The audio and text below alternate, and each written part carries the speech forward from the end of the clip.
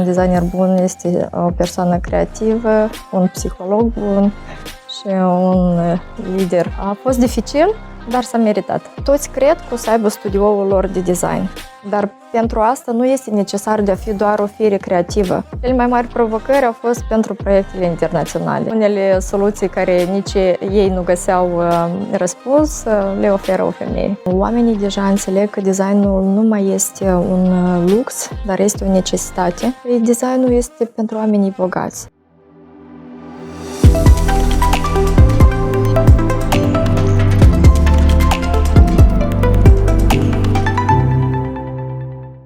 Pentru mine mereu designul a fost o profesie, să zicem, artistică, creatoare. Iar eu de mică am fost mereu printre scrierea poeziilor, a desena, a picta, chiar dacă nu făceam bine, dar îmi plăcea să fac chestia asta. Și totodată fiind un lider, să zicem, unde nu aș merge, chiar și în prima activitate de economist, a fost ca un imbold de a alege profesia de designer, pentru că până la urmă un designer bun este o persoană creativă, un psiholog bun și un lider. Astăzi o cunoaștem pe Cristina Enim, absolventa școlii de design DCC, care, deși studiase și activase în economie, a reușit să facă o schimbare în carieră, înființându-și propriul birou de creație. Acum, alături de echipa sa, realizează proiecte atât în țară, cât și peste hotare. Decizia de a studia designul de interior a fost o decizie, să zicem, spontană, dar cu un vis care venea încă din copilărie. Eu consider că pentru a fi un designer de interior, totuși ar trebui să ai niște calități născute, să zicem, pentru că creativitatea nu se învață, ea se simte, ea vine de la sine, de la personalitate. Pentru mine, cursurile de la DCC au fost importante, deoarece au fost ca o bază la visul meu, au fost ca o motivație de a merge mai departe, o motivație de a-mi crea propria afacere, de a crea echipa cu care o să pot să realizez proiectele de vis. Istoria studioului Eni Design a pornit încă de pe băncile de la cursurile DCC, atunci când cei apropiați au aflat că frecventez aceste cursuri și ei știind cât de mult sunt pasionată de decor și văzând ceea ce făceam până atunci, au apelat imediat la serviciile mele, chiar dacă încă nu eram la un nivel foarte avansat. Și iată, de acolo a pornit totul, deci de la un client la altul, și de atunci am înțeles că trebuie să creez un studio acolo unde ar putea să vină și alți oameni, acolo unde i-aș putea să-i ajut să-și creeze interioarele lor de vis.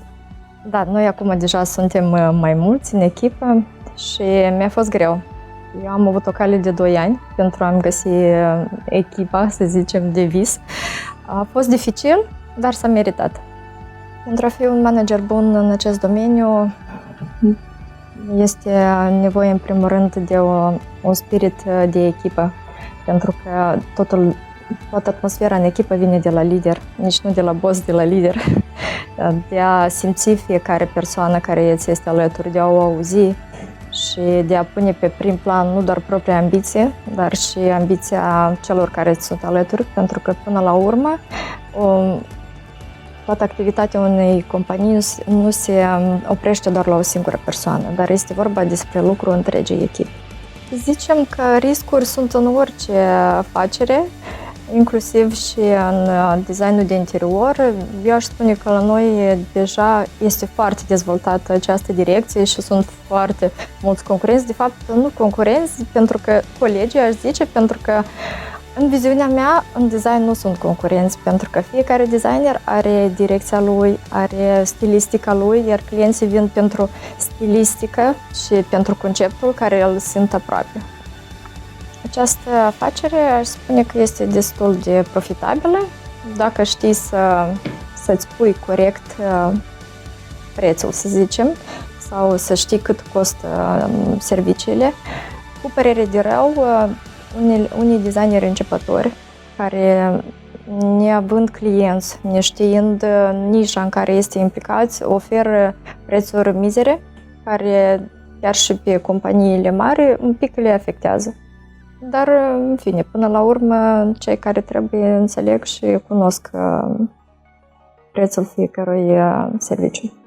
Desigur, pe piața noastră este loc pentru toți, pentru cei existenți și pentru alții noi. Viziunea mea, cea mai mare greșeală a oricărui student care merge să studieze, inclusiv la DCC, din ceea ce mi-aduc aminte eu de colegii mei, pentru că toți cred că o să aibă studioul lor de design.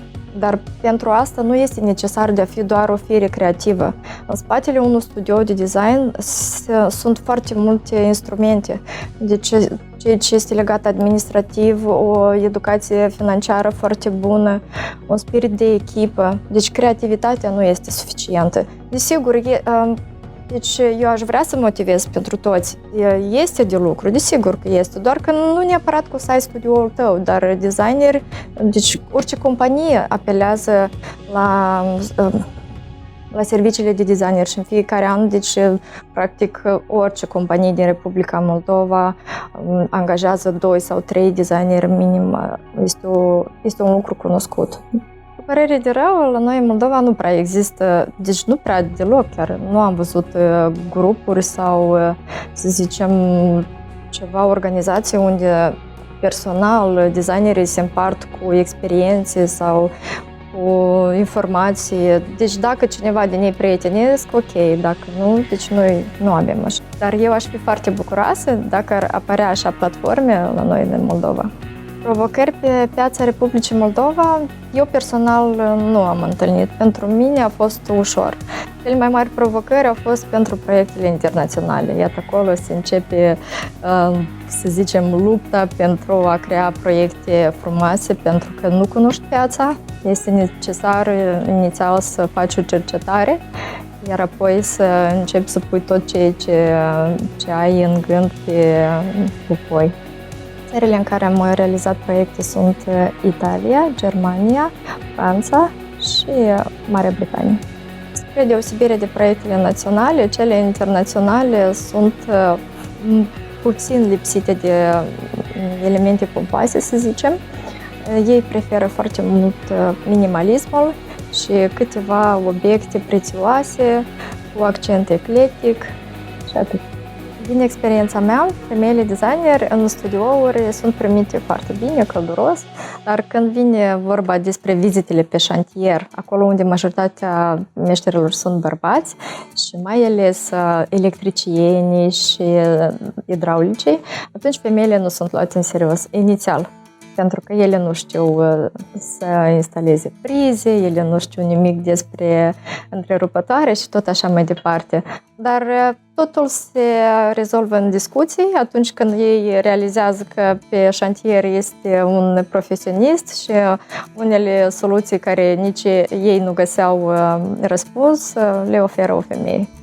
Mie îmi plac toate părțile din tot procesul de lucru, începând de la crearea conceptului, realizare, partea tehnică. Deci eu iubesc fiecare bucățică din tot ceea ce fac. Mie îmi place să proiectez totul, deoarece fiecare proiect nou este o provocare, este ceva nou, chiar și aceeași casă. Deci fiecare casă reprezintă, să zicem, sufletul sau personalitatea unui om și desigur că diferă. Pentru asta și facem proiecte individuale. Eu mă regăsesc în orice proiect al Kelly Worstler și desigur că mai trag cu ochiul pe pagina de la Partners și, sincer să fiu, îmi plac orice proiect. Personal, pandemia nu m-a afectat deloc, dimpotrivă. Da, desigur, au fost niște pierderi de contracte internaționale, pentru că, până la urmă, Italia a fost cea mai mult afectată de pandemie, dar în Republica Moldova s-a lucrat foarte bine. Spre bucuria mea, în ultimul timp am observat că oamenii deja înțeleg că designul nu mai este un lux, dar este o necesitate. Chiar dacă în ultima perioadă aud foarte des fraza aceasta, designul este pentru oamenii bogați. Nu. Designul este pentru persoanele care doresc să-și creeze un spațiu corect amenajat. De câțiva ani, Cristina Eni își vede un studio la Londra sau la Milano, acolo unde o să fie mult mai ușor să realizăm proiectele internaționale și nu o să trebuiască să facem mereu tura Chișinău, Milano sau Chișinău, Londra.